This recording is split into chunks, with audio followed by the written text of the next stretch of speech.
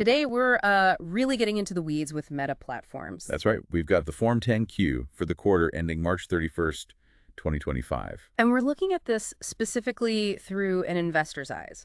What do these numbers, these trends, actually mean for Meta's share price? Exactly. It's not just about reporting the figures. It's about understanding the signals. Our mission here is to cut through that dense financial language. Yep. Find those key indicators, those forward-looking hints that tell you, the investor, what might be coming next. We have the official SEC filing right here, so, it's straight from the source. Let's do it. A 10Q gives you that snapshot of health, but also, crucially, their intentions. So we need to analyze this not just as history, but as predictors for evaluation. Focusing on, well, is revenue growth sustainable? How profitable is the core business versus these big future bets? And the risks. Always important to look at what the company itself is flagging. Definitely. Okay, let's jump right in. That top line number, revenue, up 16% year over year to $42.3 billion. Yeah, it's a big number. 16% growth is quite significant. Well, what's really driving it, and the big question for investors, can they keep that pace? Well, the main engine, unsurprisingly, is still the family of apps, FOA. That was also up 16%. Driven by advertising, I assume. Overwhelmingly. Mm. And the interesting part for an investor is how. It wasn't just one thing. Okay. You had a 5% increase in ad impressions, just showing more ads, but also, importantly, a 10% jump in the average price per ad. Ah, so they're getting more value per ad as well? That's key? It really is. It suggests strong demand from advertisers and maybe better targeting or ad products. And regionally. Any standouts? Yeah, the report mentioned Asia-Pacific saw strong growth in impressions, which they linked to more users and engagement. That's a good sign for expansion potential there. Online commerce was a big contributor too, apparently. Right, which shows their platform is still, a go-to for retailers. Yeah. But sustainability, Yeah. that's the question. Can they keep growing impressions and price in all regions with competition and everything? Exactly. That's what investors need to watch. Market saturation, user behavior shifts. Okay, now flip side, Reality Labs. That revenue actually dipped slightly. Yeah, down 6% to $412 million. Not a huge number in the grand scheme of Meta, but symbolically important given the metaverse focus. So how should an investor read that? Lower MetaQuest sales were mentioned. Right, partially offset by the Ray-Ban Meta AI glasses, which is interesting in itself. But for the core VR metaverse hardware, sales are down. Is this just like early adopter cycle stuff or something more? That's the debate.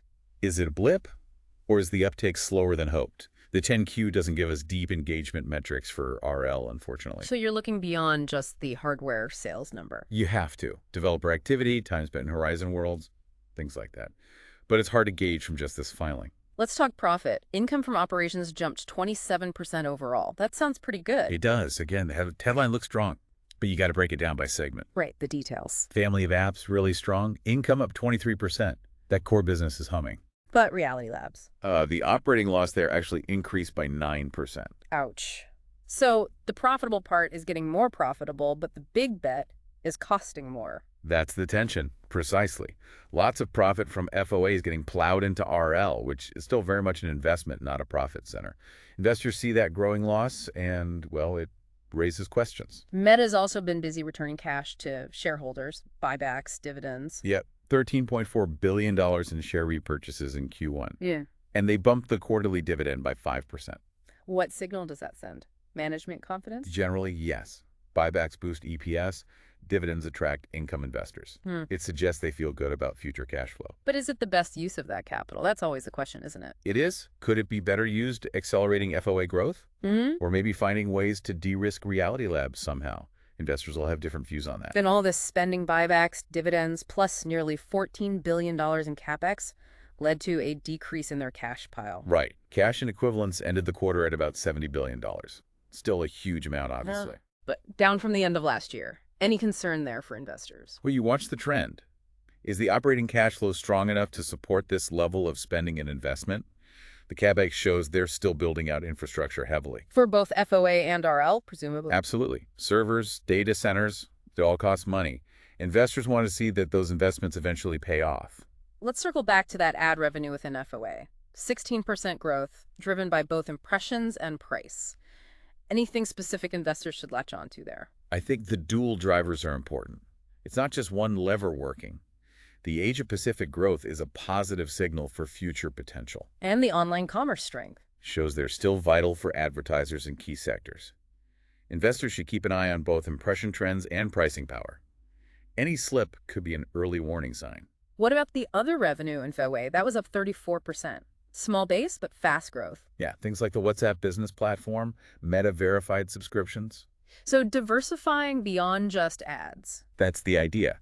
It's small now, but that growth rate is interesting. It shows they're exploring other ways to monetize, which investors generally like to see, reduces reliance on ads. Currency effects were a drag, though. They were. The report noted revenue would have been over $1 billion higher in constant currency. So investors should look at that constant currency number to see the real underlying business strength. Definitely. It strips out the FX noise. Important for a global company like Meta. Okay, costs. Overall expenses up 9%. That's less than revenue growth. Which is usually good news. Suggests operating leverage, potentially improving margins. What drove the increase, though? Mostly higher employee costs, headcount is up, and infrastructure costs. Though interestingly, G&A expenses were down quite a bit. Why was that? Lower legal-related costs compared to the previous year, apparently. But research and development spending shot up 22%. That's a big jump. It really is. And it tells you where the priorities are. AI, metaverse. Almost certainly. Driven by hiring more engineers, more technical staff, plus the infrastructure needed to support that R&D. For investors, that's good because innovation, but also risky. Exactly. High R&D shows commitment to the future, staying competitive, but there's no guarantee those bets pay off, especially the scale of the RL investment. And cost of revenue up 14%. Mainly reflects the higher operational costs for data centers and infrastructure to handle all the activity. More users, more video, more AI processing. It adds up. Though they did mention depreciation growth slowed a bit. Yeah, because they extended the useful lives of servers and network gear. A bit of accounting efficiency helping there. So thinking about the two segments, FOA and RL, what's the underlying investment philosophy for each? They seem quite different. They really are. For family of apps, it's about optimization and incremental innovation. Use AI to improve recommendations, ads, ad features like Meta Verified, maximize the profit from that massive user base. It's a mature business strategy. And Reality Labs. That's the moonshot. Long-term, high-risk, potentially high reward. They believe the metaverse is the next big platform shift, and they're willing to burn billions now to be the leader later. It's a belief that requires deep pockets. Which, thanks to FOA, they have. But it's definitely a bet the companies scale investment over the long haul. They even said they expect RL losses to increase for the full year 2025. Wow. So given that, is the company's overall financial health strong enough to sustain this, that cash decrease, the big commitments? Well, $70 billion in cash is still a fortress balance sheet, and FOA keeps generating huge profits. So yes, they can afford it for now. But investors need to watch that RL loss trend. Absolutely. And look for signs of progress. Any hint that the investment is starting to build towards something tangible beyond just spending. They also have significant contractual commitments, over $30 billion, mostly for infrastructure. Managing that alongside buybacks and dividends is key. Okay, let's talk risks. Every investor needs to weigh these. What did Meta flag in the 10Q? Well, the biggest one, as always, is their reliance on advertising. It makes them vulnerable to, well, lots of things. Like? Marketer spending cuts if the economy sours, users spending less time on the apps, platform policy changes like Apple's iOS updates. Right, the tracking and targeting challenges. Exactly. That's a huge one. Plus, regulatory pressure on ads, competition eating away at engagement or ad dollars. And the AI initiatives, they come with risks too. Oh, yeah. Harmful content generation, bias in algorithms, intellectual property issues, new regulations specifically targeting AI. It's a complex area. And the elephant in the room, the Reality Labs risk. Huge risk. It's uncertain, it's long-term, and it's currently losing vast sums of money. If that bet doesn't pay off or takes much longer than expected, that's a major drag on value. Plus general brand perception issues, content moderation, controversies. All there. Litigation, regulatory probes, the FTC consent order, antitrust cases, privacy investigations around the world like GDPR and CCPA. These can lead to big fines or forced changes in how they operate. Security breaches are always a risk too. Definitely. And they also mention the concentrated voting control held by the CEO. Some investors see that as a governance risk. Uncertainty around future dividends too, they note? Right. They're subject to board approval each quarter. And potential government actions restricting access or advertising in certain countries? Tax risks? Hmm. The list is long. It always is for companies this size. And finally, that standard bit about forward-looking statements. Yes, the necessary disclaimer, Yeah. essentially. These are projections based on what we know now. But things can change. Risks can materialize. Precisely. So investors shouldn't treat these statements as guarantees. You have to factor in all those risks we just discussed. Okay, let's try and synthesize this. For an investor looking at Meta stock right now, based on this Q1 filing, what are the crucial takeaways? I think the main takeaway is this clear split. You have an incredibly profitable core business, the family of apps, that's still growing impressively, fueled by advertising. That's the engine. But a massive amount of that engine's power is being directed towards Reality Labs, this huge speculative bet on the metaverse that is currently, and expected to continue, losing a lot of money. So investors are essentially funding that bet with the FOA profits. That's one way to look at it. The strength in FOA is undeniable, but the scale and uncertainty of the RL investment create this significant risk profile. You need to weigh the current profitability against the future potential and the future cost. So monitor FOA's health closely, ad prices, impressions, engagement. Yes, and look for any signs of tangible progress in RL. Anything beyond just spending. User numbers, developer adoption, partnerships, something concrete. And keep a very close eye on the regulatory environment and those risk factors. Couldn't be more important. Those could significantly impact the business model and therefore the share price. That really crystallizes the dilemma, which leads to a final thought.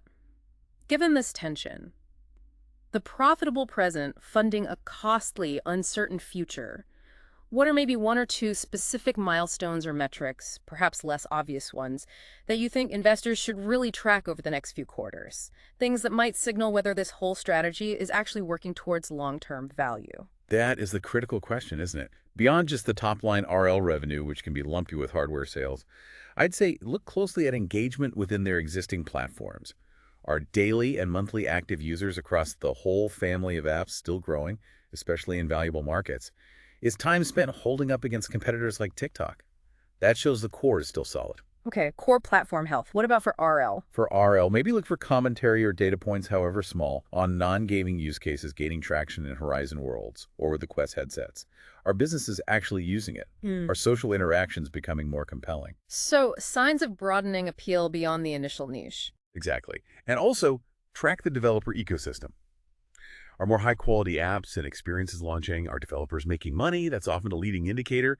If developers are flocking to the platform and finding success, users often follow. It's less about Meta's direct revenue for now and more about signs that a viable ecosystem is actually forming. Those might be the more subtle clues investors need.